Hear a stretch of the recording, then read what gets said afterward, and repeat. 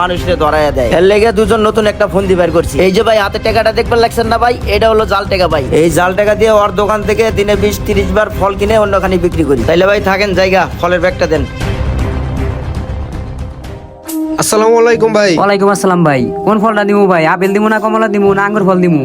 কোনটা দিমু কোন? আমার তো কিছু লাগবো না ভাই, আপনার একটা কথা কমু। কোন ভাই কি কইবেন? একটু আগে যে আপনি ফল বেচলেন দুইজন লোকের কাছে, ওই দুইজনটা আপনার বাটপারি করছে। কেমনে বাটপারি করলো ভাই? আপনি কেমনে বুঝলেন? আপনার কাছে যে ফলগুলো লয়ে গেল আর আপনি যে টাকা দিল ওইটা তো আসল টাকা না, ওইটা তো জাল টাকা ভাই। আরে ভাই, ওরা দুজন প্রতিদিন আয়া আমার কাছে জাল টাকা দিয়ে ফল কিনে নিয়ে যায়, এটা আমি আগে থেকেই জানি। আহা ভাই, সবই বুঝলাম, ভালো ফলগুলো দিয়ে দিলেন, আপনি জাল টাকা নিয়ে, এই জাল টাকা নিয়ে আপনার লাভটা কি? এই যে ভাই টাকাটা দেখতে বলেছেন না, এই টাকাটা তো আমি চোর বাজারে যে 500 টাকা 200 টাকা বিক্রি করে দিমু। আর ওর কাছে যে ফলগুলো আমি বিক্রি করি ওই ফলগুলো তো ডেট এক্সপায়ার মাল, আর একটু পর আমি ওগুলো এমনি ফালাই দিতাম। ও মাল না ফালাই আমি ওর কাছে বেচে দেই, বিনিময়ে আমার 200 টাকা লাভ হয়ে যায়। কিছু মনে না করলে ভাই আপনার একটা কথা কমু। কি কইবেন কই আলান?